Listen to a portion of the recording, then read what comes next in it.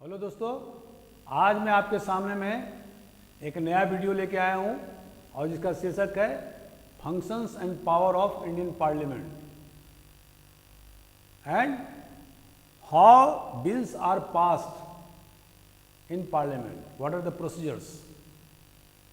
तो आइए चलते हैं, इसके बारे में विशद रूप से जानते हैं कि पार्लियामेंट के, भारतीय संसद के क्या क्या अधिकार हैं, क्या कार्य हैं, इसके बारे में जानते हैं। दोस्तों, जैसा कि आप जानते हैं कि इसके पहले मैंने भारतीय संविधान की विशेषता, फंडामेंटल राइट्स और directive principle of state policy, इस पर कुल 5 वीडियो बना चुका हूं और फंडामेंटल राइट्स पर तो 3 वीडियो बना चुका हूं। आज मैं भारतीय संसद के अधिकार और कर्तव्य के बारे में आपके समक्ष प्रस्तुत हुआ हूं और मैं बताऊंगा कि इंडियन पार्लियामेंट के क्या पावर हैं, क्या फंक्शन है। तो दोस्तों, जैसा कि जानते हैं कि पार्लियामेंट का मतलब क्या होता है, तो आर्टिकल 79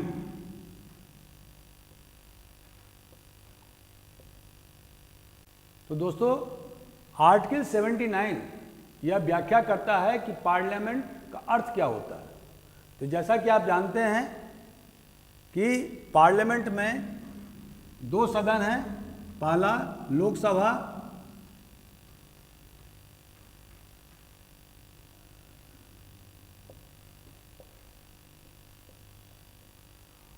जिसको कि लोअर हाउस कहते हैं, और दूसरा राज्यसभा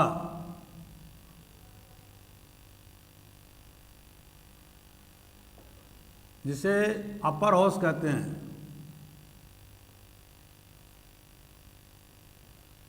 या हाउस ऑफ एल्डर भी कहते हैं। तीसरा जो इंपॉर्टेंट फंक्शनरी है वो है प्रेसिडेंट ऑफ इंडिया।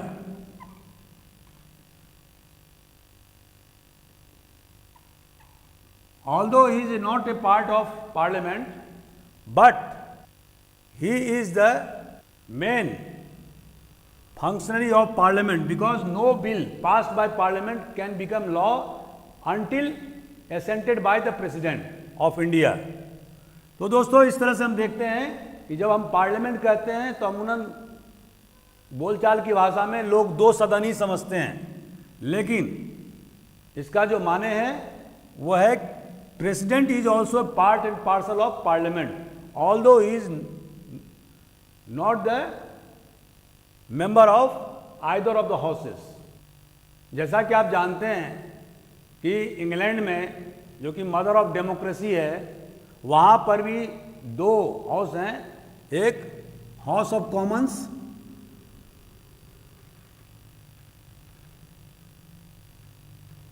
और दूसरा हाउस ऑफ लॉर्ड्स।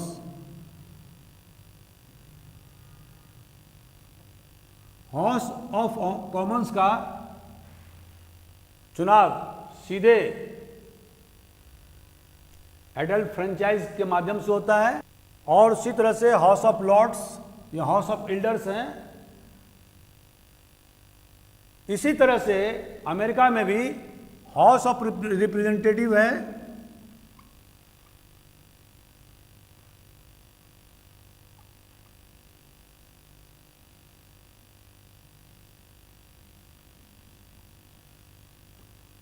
और दूसरा सीनेट।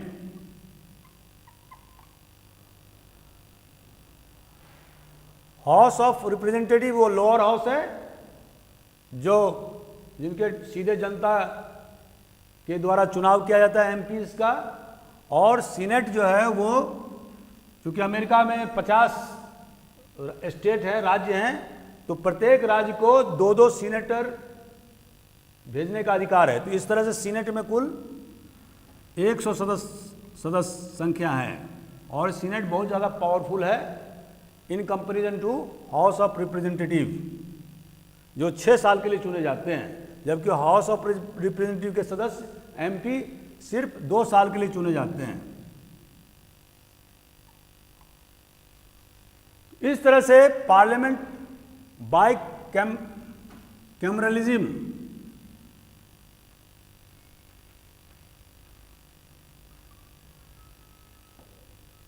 की व्यवस्था करता है, मतलब भारतीय संविधान बाय कैमरलिज्म की व्यवस्था करता है, दो सदन की व्यवस्था करता है, और वह अमेरिका और ब्रिटेन की तरह ही उसने भारतीय संविधान ने भी द्विसदनीय व्यवस्था को लागू किया। इसकी उत्पत्ति 1919 के एक्ट से शुरुआत होती है और उसके बाद 1935 में इसको और ज़्यादा डेवलप किया गया। तो इस तरह से भारतीय संविधान निर्माताओं ने भी पार्लियामेंट में दो सदन की व्यवस्था रखा और इसी तरह से राज्यों में भी लेजिस्लेटिव असेंबली और लेजिस्लेटिव काउंसिल की व्यवस्था की गई, लेकिन सिर्फ 6 राज्यों में ही लेजिस्लेटिव काउंसिल की व्यवस्था है, बाकी एक सदन की व्यवस्था है राज्यों में। तो आइए चलते हैं कि पार्लियामेंट के अधिकार क्या हैं। तो पहला अधिकार है कि no taxes can be levied without the approval of lower house, माना Lok Sabha.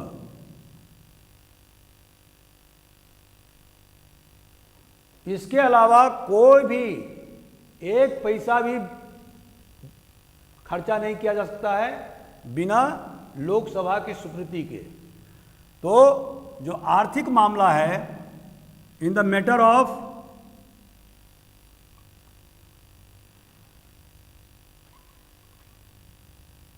Finance, parliament and particularly Lok Sabha is supreme. दूसरा जो इंपॉर्टेंट फंक्शन है पार्लियामेंट का, वो है मंत्रिमंडल को जवाबदेह रखना। तो कोई भी मंत्रिमंडल या कैबिनेट या house council of ministers, they are responsible to Lok Sabha and they can remain in power as long as they enjoy the majority in Lok Sabha. Once majority gone in Lok Sabha, they will have to resign. इसीलिए लोकसभा को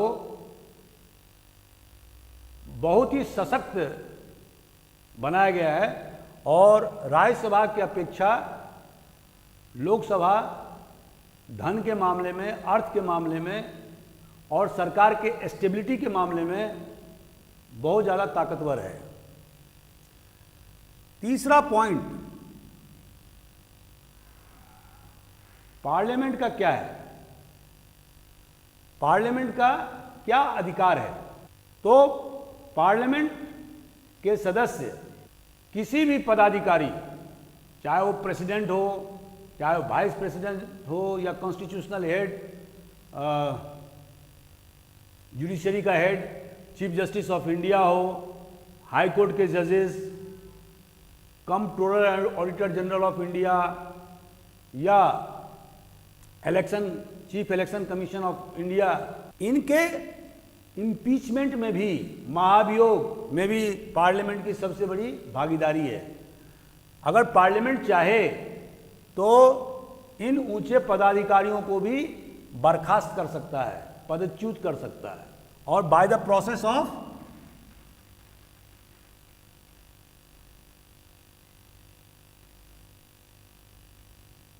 impeachment.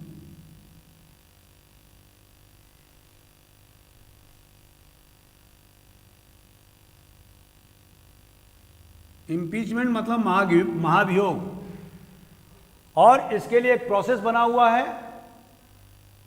जहां तक महाभियोग का सवाल है तो राज्यसभा में या लोकसभा दोनों में से किसी में भी ओरिजिनेट कर सकता है, महाभियोग का प्रस्ताव, और महाभियोग के प्रस्ताव पारित होने के लिए 2/3 majority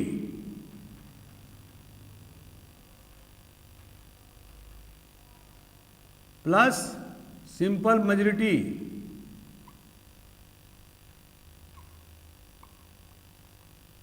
of the house of the each house, प्रत्येक हाउस से ये प्रस्ताव पारित होना जरूरी है। अब दोस्तों, बहुत से स्टूडेंट्स को 2/3 majority and plus simple majority का अर्थ समझ में नहीं आता होगा। इसका अर्थ क्या है? मान लीजिए कि राज्यसभा में सदस्य संख्या अधिकतम 250 है, अभी जो इफेक्टिव स्ट्रेंथ है वो है 245, तो 245 जो इफेक्टिव स्ट्रेंथ है वर्तमान में, इसका आधा भाग कितना होगा?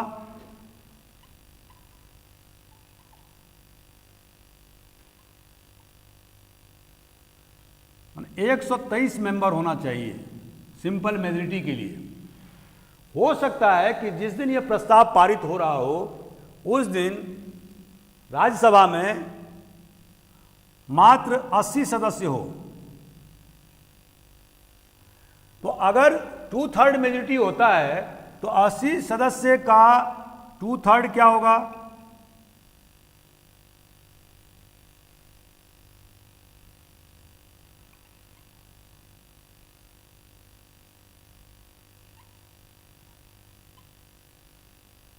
मतलब 27 दूनी 54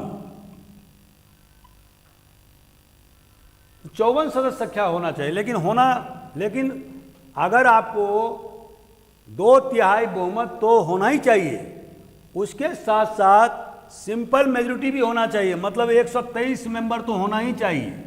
और यहाँ कितना हो रहा है? सिर्फ और सिर्फ 54, तो ये रिजोल्यूशन पास नहीं होगा।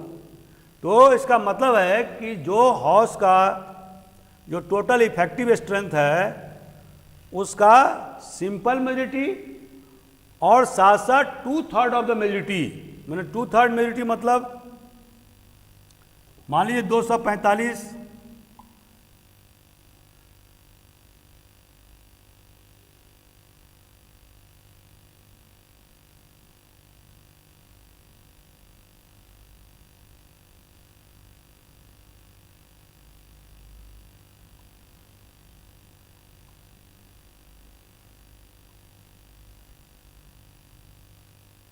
162 सदस्य का बहुमत होना चाहिए।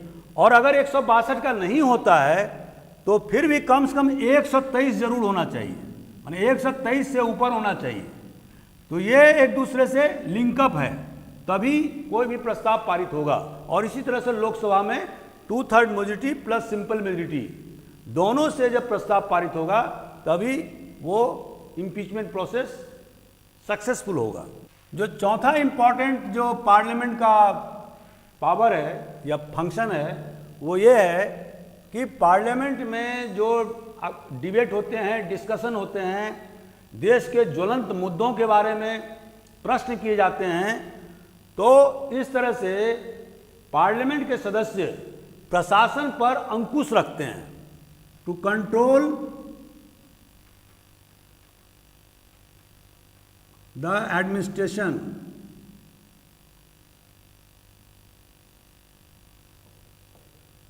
अगर प्रशासन में किसी प्रकार की विसंगति हो गई है, कोई कमी है, तो उसको दूर करने का भी काम पार्लियामेंट के द्वारा किया जाता है। और इस मामले में राज्यसभा और लोकसभा दोनों के अधिकार समान हैं। इसके अतिरिक्त चूंकि पार्लियामेंट में डिस्कशन होता है, डिबेट होता है, रोजमर्रा के प्रश्न उठाए जाते हैं, क्वेश्चन आवर में बहुत सारे क्वेश्चंस एमपीज के द्वारा उठाए जाते हैं, तो उस स्थिति में देश के बारे में बहुत सारी जानकारी सामने आती है और हमें पता चलता है कि कहाँ कहाँ क्या क्या कमियां हैं, कहाँ कहाँ किस किस क्षेत्र में प्रोग्रेस हुए हैं, किन क्षेत्रों में सुधार की आवश्यकता है। तो parliament is a repository of knowledge, और इससे जनता को जागरूक होने का मौका मिलता है। और पार्लियामेंट के जो भी बिजनेस हैं, जो भी प्रोसीजर जो चलाए जाते हैं, उसके माध्यम से अखबार और या जिसको प्रिंट मीडिया कहेंगे या इलेक्ट्रॉनिक मीडिया के माध्यम से जनता तक पहुंचती है और जनता जागरूक होती है और देश के मसलों में या देश की समस्याओं के बारे में वो अपने आप को इनलाइटेंड महसूस करती है। तो इस तरह से पार्लियामेंट का जो चौथा काम है वो है to enlighten the people.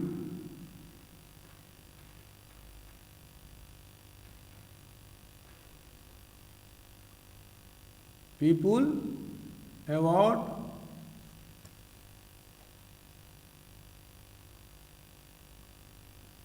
about the problems of country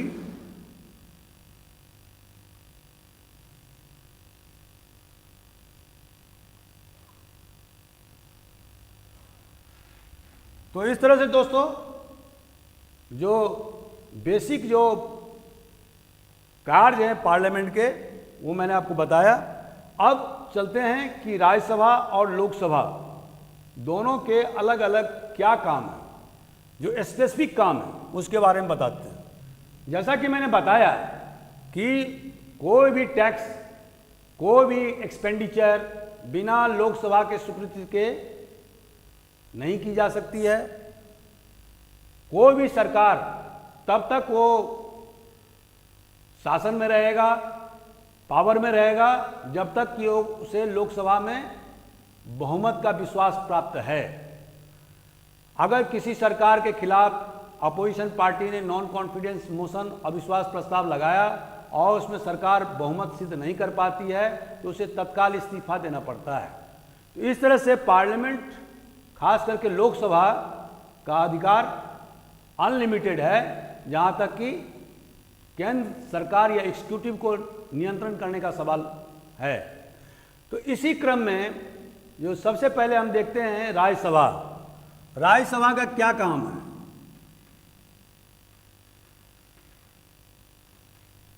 तो जैसे दोस्तों मैंने बताया कि जहां पर इम्पीचमेंट का सवाल है, चाहे वो प्रेसिडेंट का हो, वाइस प्रेसिडेंट का हो या चीफ जस्टिस ऑफ इंडिया का हो या और कॉन्स्टिट्यूशनल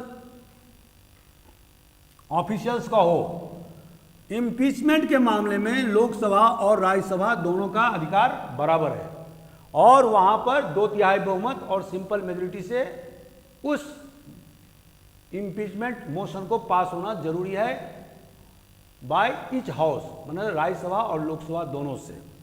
दूसरा जो इंपॉर्टेंट पावर है राज्यसभा का वो ये है कि अगर जैसे आर्टिकल 249 ये कहता है कि अगर ऐसी परिस्थितियां आ गई है कि स्टेट लिस्ट में अगर कोई सब्जेक्ट है, उसको भी अगर राज्यसभा चाहे तो उसे 2/3 बहुमत से उस स्टेट लिस्ट के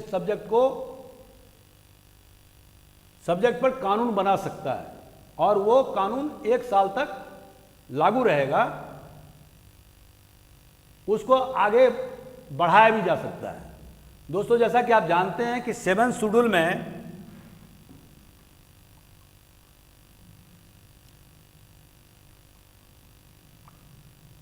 तीन प्रकार के सब्जेक्ट्स के बारे में व्याख्या है।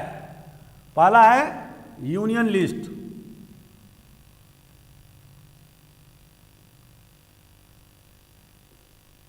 दूसरा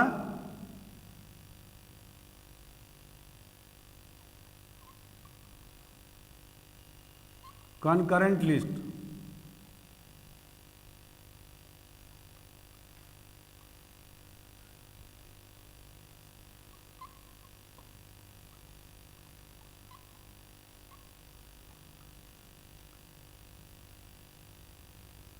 तो 3 प्रकार की लिस्ट हैं। इसके अलावा संविधान में ये लिखा हुआ है कि जो आइटम या जो सब्जेक्ट इसमें नहीं डाला गया है, जिसका उल्लेख नहीं किया गया है, वो उसको बोलते हैं रेसिडुअल। और ये रेसिडुअल, जिसको कि हिंदी में शेष बोलेंगे, रेसिडुअल जो लिस्ट है जो कि इन्यूमरेटेड नहीं है, ये सोलली माने कंप्लीटली केंद्र सरकार के या पार्लियामेंट के जिम्मे में है कि उस पर वो कानून बनाए। तो अमूमन जो 7 शेड्यूल बताता ये है कि चूंकि हमारे यहाँ एक फेडरल गवर्नमेंट है, जिसमें कि स्टेट गवर्नमेंट है, यूनियन गवर्नमेंट है और एक लिखित संविधान है, एक स्ट्रॉन्ग जुडिशरी है। तो फेडरल गवर्नमेंट में इसकी सबसे बड़ी विशेषता ये होती है कि जैसे यूनियन लिस्ट है, इसमें सिर्फ और सिर्फ पार्लियामेंट को कानून बनाने का अधिकार है। स्टेट लिस्ट में केवल स्टेट को कानून बनाने का अधिकार है और कंकरेंट लिस्ट में स्टेट और केंद्र सरकार दोनों को कानून बनाने का अधिकार है। लेकिन अगर एक ही सब्जेक्ट पर दोनों ने कानून बनाया, मतलब स्टेट गवर्नमेंट ने भी बनाया और पार्लियामेंट ने भी बनाया, तो पार्लियामेंट के द्वारा बनाए गए कानून स्टेट के द्वारा बनाए गए कानून को सुपरसीड करेगा। तो ये व्यवस्था है। लेकिन इसके अलावा एक्सेप्शनल तौर पर आर्टिकल 249 ये कहता है कि अगर पार्लियामेंट चाहे, अगर राज्यसभा चाहे, तो वह किसी स्टेट लिस्ट पर भी कानून बना सकता है और 2/3 बहुमत से किसी भी कानून को पास कर सकता है और उसकी मियाद जो होगी वह 1 साल के लिए होगी, 1 year. That can be extended to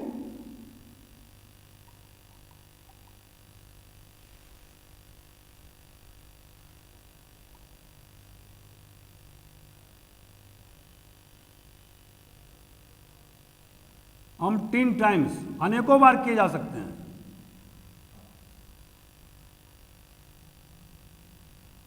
और प्रत्येक बार 2/3 बहुमत से पास करना होगा। दूसरा, जब ऑल इंडिया सर्विसेज, जो आर्टिकल 312 में ऑल इंडिया सर्विसेज का प्रावधान है, जिसमें कि ऑल इंडिया सर्विसेज में 3 सर्विसेज आते हैं, जैसा कि मैंने आपको पूर्व के वीडियो में बताया था। IAS माने इंडियन एडमिनिस्ट्रेटिव सर्विस, दूसरा IPS इंडियन पुलिस सर्विस और तीसरा IFS मतलब इंडियन फॉरेस्ट सर्विस। तो अगर राज्यसभा ये चाहे कि कोई अन्य ऑल इंडिया सर्विसेज हिंदुस्तान में क्रिएट करना जरूरी है, तो वो 2/3 बहुमत से उस प्रस्ताव को, रिजोल्यूशन को पास करके एक नए ऑल इंडिया सर्विस का निर्माण कर सकती है।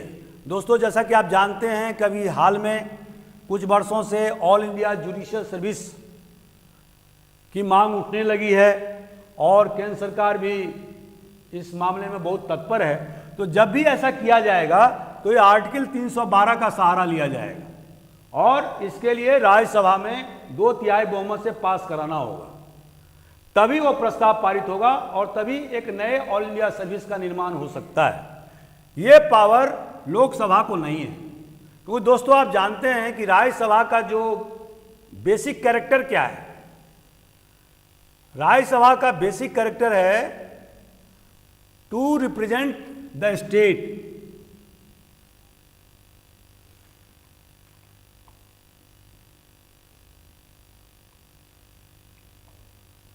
और इसीलिए हर एक स्टेट को एक कोटा फिक्स किया गया है। जैसे कि यूपी को 31 सीट दिए गए हैं राज्यसभा में और बिहार को 16 सीट दिए गए हैं। इसी तरह से सारे स्टेट को कोटा फिक्स किया गया है। उसका जो पैमाना है वो ये रहा कि जो पॉपुलेशन है उसके आधार पर उनको रिप्रेजेंटेशन दिया जाए और जहाँ तक हो सके उसमें एक रूपता हो। लेकिन जो छोटे छोटे राज्य हैं जैसे कि सिक्किम है या दिल्ली है या नॉर्थ ईस्टर्न स्टेट्स में छोटे छोटे मणिपुर वगैरह हैं, तो उसको इसमें अपवाद रखा गया है ताकि अगर यही फॉर्मूला लागू किया जाएगा तो फिर तो उनको रिप्रेजेंटेशन मिलेगा ही नहीं। तो इसीलिए संविधान निर्माताओं ने उन छोटे छोटे स्टेट के लिए कुछ एक्सेप्शन रखे हैं। तो दोस्तों, जो चूंकि स्टेट को रिप्रेजेंट करता है राज्यसभा, इसीलिए उसे पावर है ऑल इंडिया सर्विस क्रिएट करने का, निर्माण करने का। इसके अलावा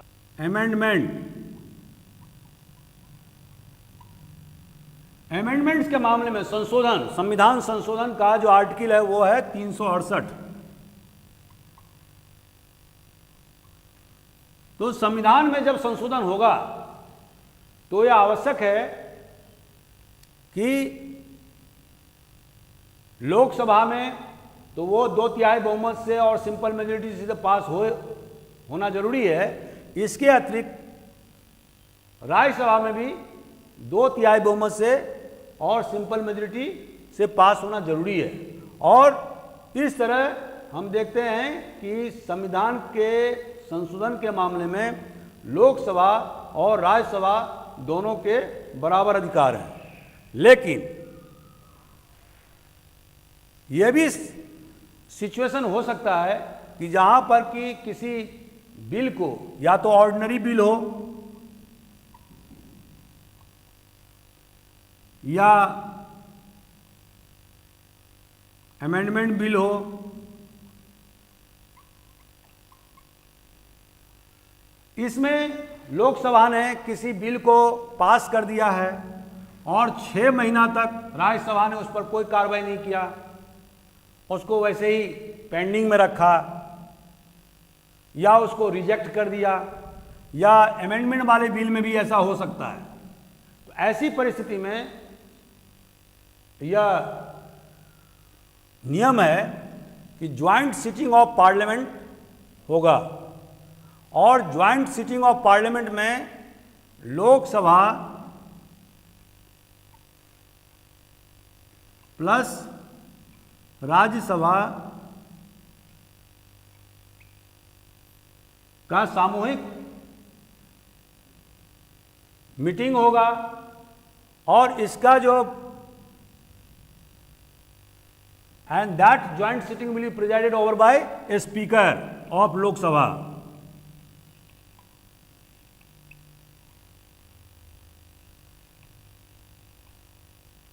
और जैसा कि आप जानते हैं दोस्तों कि अभी लोकसभा में जो इफेक्टिव सदस्य संख्या है वो है 543, जिसमें से 529 राज्यों से एमपी चुने जाते हैं और 14 सदस्य जो है वो यूनियन टेरिटरी से चुने जाते हैं।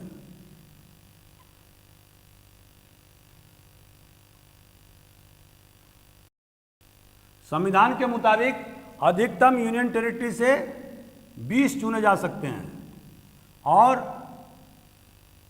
स्टेट से 530 चुने जा सकते हैं और इसकी जो कुल सदस्य संख्या होगी वो 550 होगी। 104 संविधान संशोधन 104 के द्वारा 2 एंग्लो इंडियन का जो उपबंध किया गया था उसको समाप्त कर दिया गया है। तो अब जो लोकसभा का जो इफेक्टिव स्ट्रेंथ होगा वो 550 अधिकतम, और ये 2025 तक इसमें किसी प्रकार का कोई छेड़छाड़ नहीं किया जा सकता है। तो दोस्तों, आप जैसा कि आप जानते हैं कि 550 अधिकतम है सदस्य संख्या और राज्यसभा का है अधिकतम 250।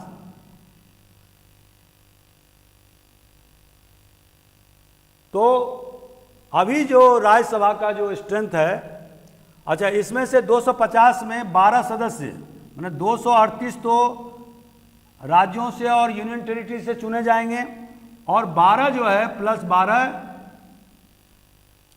वो प्रेसिडेंट के द्वारा नॉमिनेट होंगे, जो आर्ट्स, कल्चर, लिटरेचर, साइंस में आप अपना नाम कमाए हों, प्रसिद्ध विद्वान हों, जिनका कंट्रीब्यूशन हिंदुस्तानी समाज के लिए बहुत व्यापक रहा हो, ऐसे जो गणमान्य लोग हैं अपने अपने फील्ड के, अपने अपने क्षेत्र के, तो उनको, जैसे सचिन तेंदुलकर को राज्यसभा का सदस्य बनाया गया था, फिल्मी कलाकार रेखा को बनाया गया था, सदस्य बनाया गया था, तो इस तरह के जो गणमान्य सदस्य हैं तो उनको नॉमिनेट राष्ट्रपति के द्वारा किया जाता है। तो दोस्तों, जैसा कि आप जानते हैं सदस्य संख्या के बारे में कि 238 माने 250 और कहाँ 550।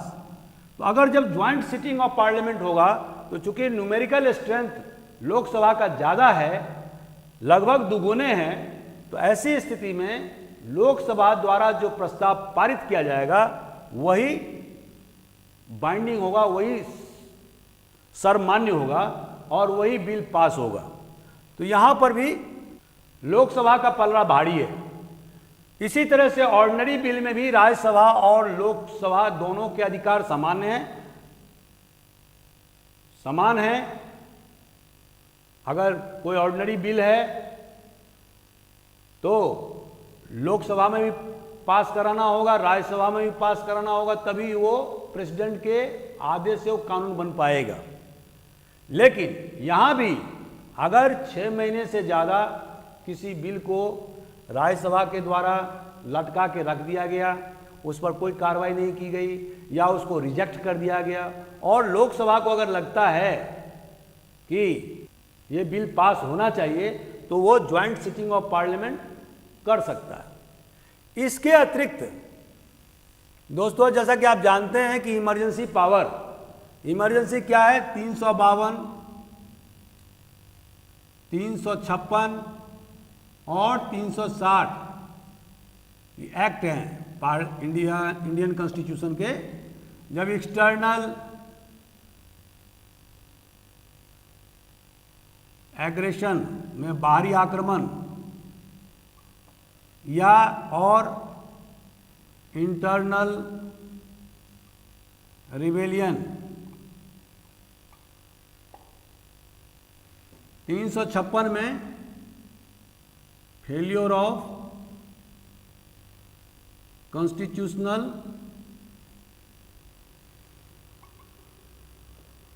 मेशनरी इन ए स्टेट और 360 में फिनेंशियल क्राइसिस। 3 प्रकार के आपातकाल की व्यवस्था संविधान ने किया है। 352 में जब बाहरी आक्रमण या आंतरिक विद्रोह हो तो इसी स्थिति में 352 के तहत में इमरजेंसी लगाई जा सकती है। 356 के तहत में किसी स्टेट में अगर जो प्रशासनिक या कॉन्स्टिट्यूशनल मशीनरी है वो पूरी तरह से फेल हो चुकी है तो वहां पर आपातकाल लगाया जा सकता है, जिसको कि आम भाषा में प्रेसिडेंट रूल कहते हैं। और तीसरा आर्टिकल 360, जिसमें यदि देश की आर्थिक स्थिति चरमरा गई हो, वित्तीय संकट से देश गुजर रहा हो, तो ऐसी स्थिति में भी 360 का प्रावधान संविधान निर्माताओं ने किया है। और जब प्रेसिडेंट के द्वारा तीनों में से कोई भी आपातकाल लागू किया जाता है तो ऐसी स्थिति में दोनों सदनों से इस प्रस्ताव को पारित कराना जरूरी है। और खास करके 352 के मामले में 1 महीने के अंदर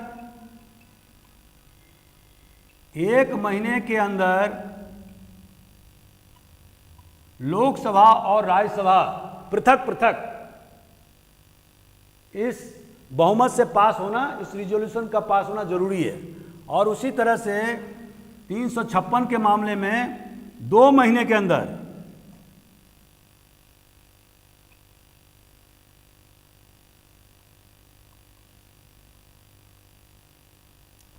पास होना जरूरी है, अन्यथा लागू नहीं हो पाएगा। मतलब प्रेसिडेंट का जो आपातकालीन उद्घोषणा है उसको इंप्लीमेंट नहीं किया जा सकता है।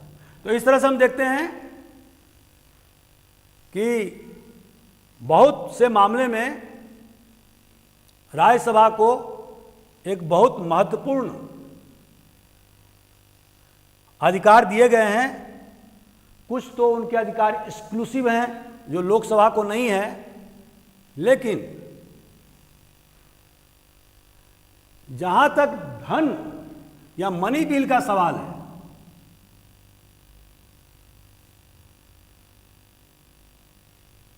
इस मामले में राज्यसभा को बहुत सीमित अधिकार है, मतलब नगण्य अधिकार है। कैसे? अगर कोई मनी बिल लोकसभा में इंट्रोड्यूस हुआ है, वो पास हो गया है, तो पास होने के बाद में उसे राज्यसभा में भेजा जाएगा और राज्यसभा को सिर्फ 14 दिन तक उसको रखने का अधिकार है, 14 डेज। इस पीरियड में वो या तो मनी बिल को रिजेक्ट कर देगा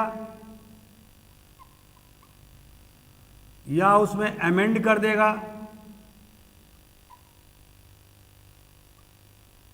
और अमेंड करने के बाद में, संशोधन करने के बाद में पुनः वापस भेजेगा।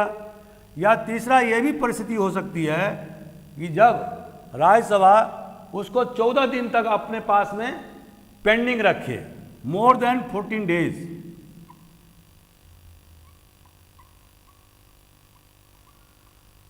ऐसी परिस्थिति में लोकसभा क्या करेगा? लोकसभा चाहे तो उसे जो अमेंडमेंट जो किया गया राज्यसभा के द्वारा उसको या तो स्वीकार करे या उसको रिजेक्ट कर दे। अगर राज्यसभा ने 14 दिन से ज़्यादा उस बिना किसी कारण का अपने पास में मनी बिल को रखा है, तो यह माना जाएगा कि बिल हैड बीन पास्ड। जो बजट एग्जीक्यूटिव के द्वारा, मतलब भारत सरकार के द्वारा जो प्रत्येक वर्ष पेश किए जाते हैं, वो सिर्फ लोकसभा में ही पेश किए जा सकते हैं। राज्यसभा में पेश नहीं किया जा सकता है। तो इस तरह से हम देखते हैं कि मनी बिल के मामले में राज्यसभा के अधिकार बहुत ही सीमित है। जैसा कि दोस्तों हम जानते हैं कि पार्लियामेंट जो विधायिका है वो एग्जीक्यूटिव पर नियंत्रण रखने के लिए विभिन्न प्रकार की कमेटियों का निर्माण करता है। तो जैसे कि अपने यहाँ हिंदुस्तान में 3 इम्पॉर्टेंट जो कमेटी है, जो अस्थाई कमेटी है, वो एग्जीक्यूटिव के माने कार्यपालिका पर नियंत्रण रखने का जबरदस्त काम करती है। पहला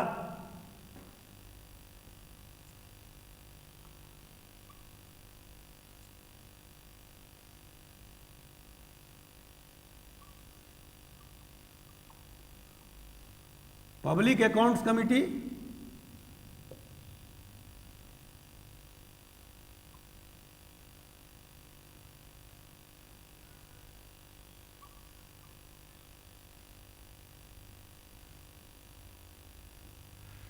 और तीसरा, तो दोस्तों ये 3 जो कमेटी है महत्वपूर्ण, public accounts committee, estimate committee और कमेटी ऑन पब्लिक अंडरटेकिंग, इसमें राज्यसभा और लोकसभा दोनों के सदस्य रहते हैं। खासकर एस्टीमेट कमेटी में 30 सदस्य संख्या होती है, जिसमें जो केवल लोकसभा से ही सदस्य होते हैं, और इनका जो बेसिक काम है वो प्रशासन में किस प्रकार से मितव्ययिता बरती जाए, प्रशासन में क्या क्या सुधार किए जाएं। और पब्लिक अकाउंट्स कमेटी जो controller auditor general of India CAG के द्वारा जो रिपोर्ट पेश किए जाते हैं, उसकी निगरानी और उसकी सुपरविजन करने का काम पब्लिक अकाउंट्स कमेटी करती है। और इसमें कुल 22 सदस्य होते हैं, 22, जिसमें से 15 जो है वो लोकसभा और 7 राज्यसभा। प्रत्येक वर्ष इनका चुनाव होता है on the basis of proportional representation by single transferable vote. और इसी तरह से कमिटी ऑन पब्लिक अंडरटेकिंग, ये इस कमेटी का काम है कि जितने भी गवर्नमेंट ऑफ इंडिया के जो PSUs हैं, पब्लिक सेक्टर यूनिट हैं, उनके रखरखाव, उनके निगरानी, उनके सुपरविजन करने का काम ये कमेटी करती है और इसमें भी 22 सदस्य होते हैं, 22, जिसमें कि 7 सदस्य राज्यसभा से आते हैं। तो इस तरह से जो तीनों कमेटी हैं ये स्टैंडिंग कमेटी ये कहलाते हैं। जैसे पब्लिक अकाउंट्स कमेटी का जो हेड होता है वो अपोजिशन पार्टी का मेंबर होता है और इसका प्रावधान 1967 से किया गया। इसके अतिरिक्त बहुत सारी एडहॉक कमिटीज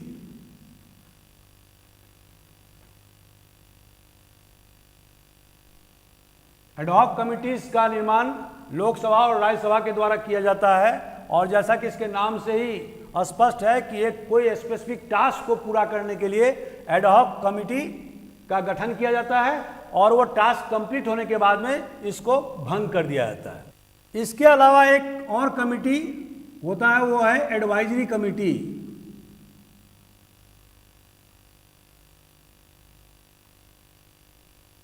अगर लोकसभा का स्पीकर या राज्यसभा का जो चेयरमैन मतलब वाइस प्रेसिडेंट किसी भी मामले में सलाह के लिए, एडवाइस देने के लिए एडवाइजरी कमेटी का गठन करता है, जैसे कि सेलेक्ट कमेटी।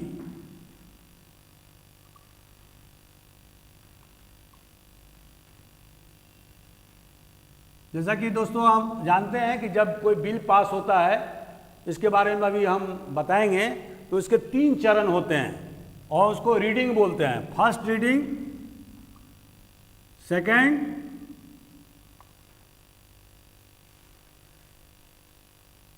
और थर्ड रीडिंग। इसके बारे में हम बाद में बात करेंगे। तो जब कोई बिल पेश होता है तो सबसे पहले उस बिल के मसौदा के बारे में विचार विमर्श किया जाता है, उसको देखा जाता है, पढ़ा जाता है और उसके बाद अगर ये निर्णय लिया जाता है कि नहीं इसमें और विचार विमर्श की जरूरत है तो सीधे सेलेक्ट कमेटी को स्पीकर के द्वारा भेज दिया जाता है या राज्यसभा में चेयरमैन के द्वारा भेजा जाता है। वहाँ पर कुछ मेंबर्स, उस सदन के मेंबर्स इस सेलेक्ट कमेटी के मेंबर होते हैं जो इस पर व्यापक विचार विमर्श करने के बाद में पुनः उसको लोकसभा या राज्यसभा जहाँ की ये सेलेक्ट कमेटी है वो उसको भेजती है। तो इसे गहन विचार विमर्श करने का मौका मिलता है। लोकसभा या राज्यसभा अगर चाहे तो वो इंक्वायरी कमेटी भी गठन कर लेती है।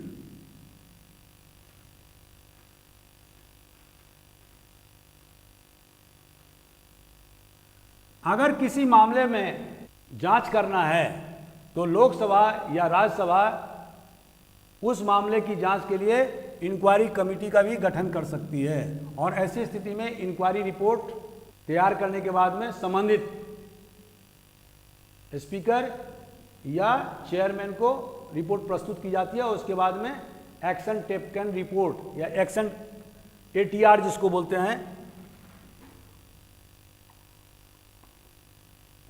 कि इस पर क्या कार्रवाई हुई ये तय स्पीकर या चेयरमैन के द्वारा किया जाता है। जैसे कि बोफोर्स मामले में लोकसभा के स्पीकर ने इंक्वायरी कमेटी का गठन किया था। हेलो दोस्तों, अब हम आते हैं कि how bills are passed in parliament. इसके लिए एक प्रोसेस है और इसके पहले मैं बताना चाहता हूं कि ऑर्डिनरी बिल जो है वो मनी बिल,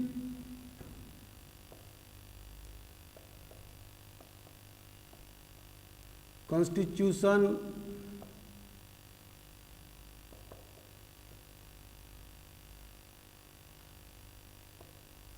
बिल और तीसरा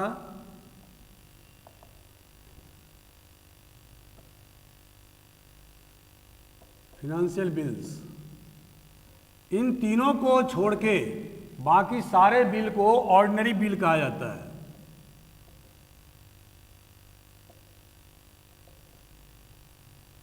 अब दोस्तों इस बिल को पास करने का क्या तरीका है, जैसा कि मैंने बताया कि मनी बिल के मामले में लोकसभा सुप्रीम है और राज्यसभा के पावर बहुत ही नगण्य है, केवल सिर्फ 14 दिन का अधिकार है। तो ऑर्डिनरी बिल के पास करने के तरीके क्या क्या हैं और अन्य बिल भी कैसे पास होते हैं। तो सबसे पहले जो है वो फर्स्ट स्टेज, जैसा कि मैंने दोस्तों बताया था कि जब भी कोई बिल गवर्नमेंट के द्वारा लाई जाती है तो सबसे पहले उसका फर्स्ट स्टेज शुरू होता है। और फर्स्ट स्टेज क्या है कि इस बिल को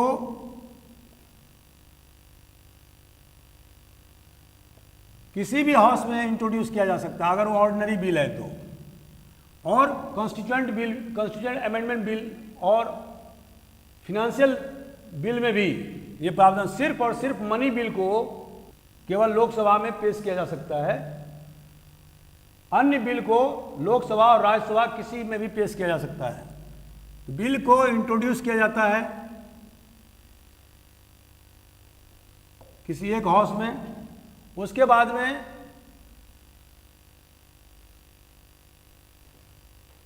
बिल को पब्लिकेशन के लिए माने गवर्नमेंट ऑफ इंडिया के जो गजट हैं, publication in gazette of government of India, इसमें प्रकाशित कराया जाता है। दूसरा जो स्टेज शुरू होता है या दूसरा जो रीडिंग है वो सेकेंड रीडिंग में bill is taken for consideration. इसमें दो बातें हो सकती हैं, या तो कंसिडरेशन शुरू हो जाएगा या उसको सेलेक्ट कमिटी के पास भेजा जाएगा।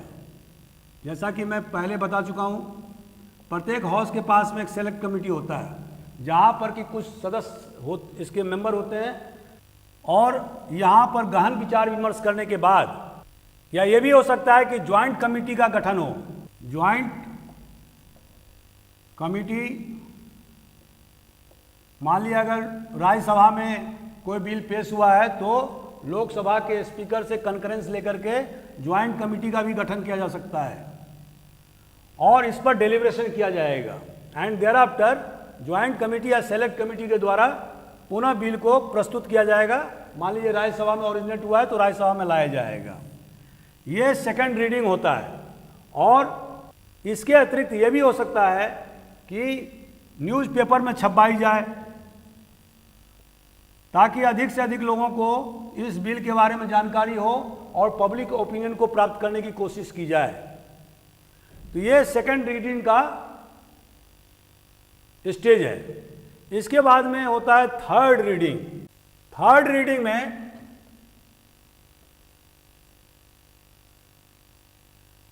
बिल पर डिस्कशन किया जाता है और अगर सेलेक्ट कमिटी ने कोई अमेंड किया है तो वो भी हाउस के सामने में प्रस्तुत किया जाता है और इसके बाद ये विचार किया जाता है क्या ये अमेंडेड बिल को या कोई जो सुधार उसमें किए गए हैं या कोई सुझाव दिए गए हैं तो क्या उसको जोड़ा जाए या नहीं जोड़ा जाए।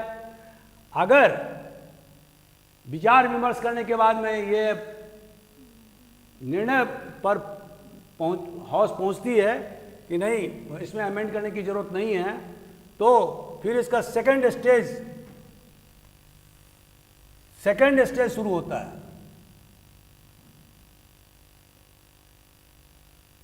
और सेकंड स्टेज में क्लॉज बाय क्लॉज डिस्कशन होता है।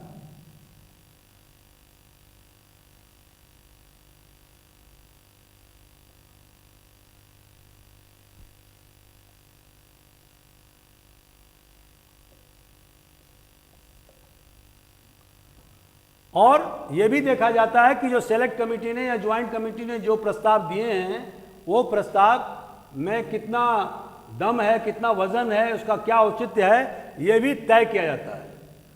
और इसके बाद अगर किसी प्रकार का विरोध हाउस में होता है या अपोजिशन पार्टी के द्वारा किया जाता है तो हाउस को वोट के लिए मतलब डिवीजन ऑफ वोट के लिए तैयार किया जाता है। तो वहां पर डिवीजन ऑफ वोट के लिए 2-3 प्रकार के माध्यम है, जैसे आजकल इलेक्ट्रॉनिक मशीन,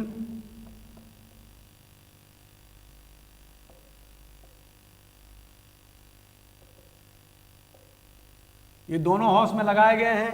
अगर मान लीजिए इलेक्ट्रॉनिक मशीन खराब हो गया है तो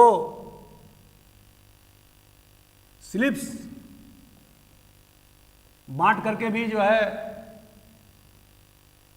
डिवीजन ऑफ वोट्स कराया जा सकता है। या तीसरा, वॉइस वोट के द्वारा भी या हाथ उठा करके भी वॉइस वोट के द्वारा भी डिवीजन ऑफ वोट्स किया जाता है कि क्या इस बिल के पक्ष में मेजॉरिटी है या नहीं है।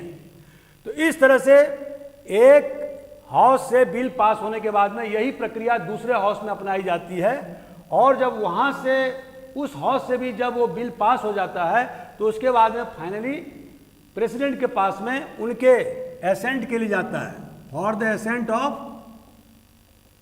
या स्वीकृति ऑफ द प्रेसिडेंट। जिस दिन प्रेसिडेंट ने उस बिल को स्वीकृति दे दिया, एसेंट कर दिया, उसी दिन से वो बिल इज कन्वर्टेड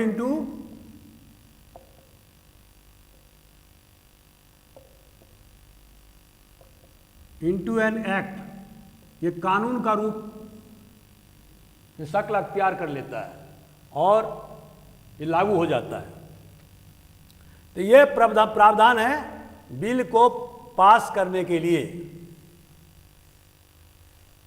जैसा कि दोस्तों आप जानते हैं कि जैसा मैंने कहा कि मनी बिल क्या है, तो मनी बिल के लिए हम चलते हैं।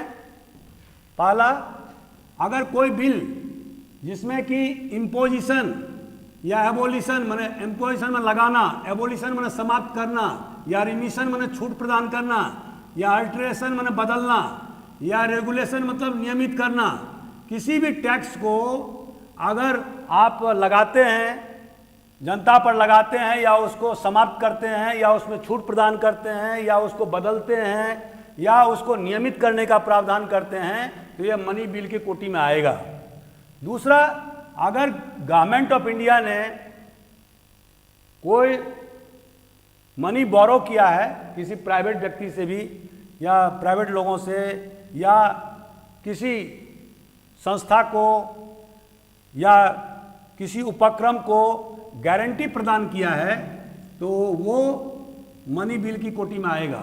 तीसरा, जो कंसोलिडेटेड फंड ऑफ इंडिया, दोस्तों जो भी रेवेन्यू और का रिसीट होता है, जो एक्सपेंडिचर होता है, वो कंसोलिडेटेड फंड ऑफ इंडिया से होता है। तो कंसोलिडेटेड फंड ऑफ इंडिया में जो पेमेंट जाता है, जो राजस्व वृद्धि के कारण, या उससे जो पैसे निकाले जाते हैं, विड्रॉल किया जाता है, तो अगर ऐसा प्रावधान किसी बिल में है तो वो मनी बिल कहलाएगा। लेकिन वो मनी बिल तब तक नहीं कहलाएगा जब तक कि स्पीकर के द्वारा सर्टिफाई नहीं किया जाएगा। स्पीकर ही अंतिम अथॉरिटी है जो यह बता सके कि यह मनी बिल है और यह मनी बिल नहीं है। इसमें और फिनेंशियल बिल में अंतर क्या है कि any bill dealing with revenue और expenditure but not certified by the speaker is called financial bill. तो जो वित्तीय बिल है, जो विधेयक है, उसमें और मनी बिल में अंतर यह है कि मनी बिल को हमेशा स्पीकर द्वारा सर्टिफाई किया जाता है। तो जैसे कि मान लीजिए कि कोई टैक्स लगाया गया, मान लीजिए कोई स्कूल खोला गया और स्कूल खोलने में उसमें टैक्स का भी प्रावधान है जो कि उसका एक पार्ट है, तो वो फिनेंशियल बिल कहलाएगा। लेकिन क्योंकि वो जो टैक्स है वो एक पार्ट है, वो स्कूल के खोलने का पूरा पार्ट नहीं है, मेन मकसद है स्कूल खोलना। तो जो फिनेंशियल बिल में और मनी बिल में ये अंतर होता है, जो मनी बिल में विशुद्ध रूप से रेवेन्यू की रिसीट और एक्सपेंडिचर का उल्लेख होता है, फिनेंशियल बिल में बहुत सारे मामले के साथ साथ फिनांस के मामले भी जुड़े रहते हैं और वो छोटे भाग में होते हैं, तो उसको फिनेंशियल बिल कहते हैं। लेकिन अगर इसी फिनेंशियल बिल को स्पीकर द्वारा सर्टिफाई कर दिया जाए तो वो मनी बिल में परिवर्तित हो जाएगा। तो दोस्तों, आज जैसा कि आप जानते हैं कि फिनेंशियल बिल के मामले में भी राज्यसभा को उतना ही अधिकार है जितना कि लोकसभा को है, लेकिन मनी बिल के मामले में लोकसभा को पूरा अधिकार है और राज्यसभा को नगण्य अधिकार है। एक पॉइंट और जो धारा 114 में भारतीय संविधान में बताया गया कि एप्रोप्रिएशन बिल, कोई भी पैसा, बजट का पैसा जो हाउस के द्वारा स्वीकृत किया गया है, उसको बिना एप्रोप्रिएशन बिल के पास किए बिना पैसे नहीं निकाल सकते हैं। तो इसलिए गवर्नमेंट जब बजट पेश करती है, बजट को पास कराती है, प्रत्येक विभाग के लिए अलग अलग बजट का प्रावधान होता है और एक बार बजट पास होने के बाद में फिर वित्त मंत्री के द्वारा एप्रोप्रिएशन बिल पेश किया जाता है और इसे पास कराया जाता है। एक चीज देखने वाली बात है कि एप्रोप्रिएशन बिल को किसी प्रकार का कोई अमेंडमेंट नहीं किया जा सकता है। No amendment can be possible in appropriation bill. इस तरह से दोस्तों हम देखते हैं कि पार्लियामेंट के बहुत विस्तृत अधिकार हैं और पार्लियामेंट के ही आधार पर, माने लोकसभा और राज्यसभा के आधार पर ही देश का शासन प्रशासन चलता है। एक्जीक्यूटिव पर उसका पूर्णतः नियंत्रण होता है। उसके द्वारा स्वतः विभिन्न कमेटियों का निर्माण किया जाता है जिसके माध्यम से वो एक्जीक्यूटिव माने कार्यपालिका के निरंकुशता पर प्रभाव डालने की कोशिश करता है या पूर्णतः प्रभाव डालता है। और इस तरह से देश में प्रजातांत्रिक जो व्यवस्था है और जो कॉन्स्टिट्यूशन की जो सर्वोच्चता है उसका पूरा ख्याल रखता है। तो इस तरह से पार्लियामेंट जो है वो हमारे हिंदुस्तान की धुरी है। तो दोस्तों, आज के वीडियो में इतना ही। मैं उम्मीद करता हूं कि आपको ये वीडियो अच्छा लगा होगा। अगर आपको ये वीडियो अच्छा लगता है तो आप ज़रूर शेयर करें, लाइक करें, सब्सक्राइब करें और मेरा हौसला अफजाई करें ताकि इससे बेहतर वीडियो बनाया जा सके। अगले वीडियो में मैं विभिन्न प्रकार के मोशन जो पार्लियामेंट में पेश किए जाते हैं और इसके अतिरिक्त सुप्रीम कोर्ट या जुडिशरी के क्या क्या अधिकार हैं, क्या कर्तव्य हैं, इसके बारे में भी हम बताएंगे। तो इस तरह से आगामी दिनों में कॉन्स्टिट्यूशन ऑफ इंडिया से 5 वीडियो और बनाए जाएंगे। तो मैं उम्मीद करता हूं कि आपको अच्छा लगेगा। तो इसी के साथ में मैं आज का वीडियो यहीं समाप्त करता हूं। Thank you very much.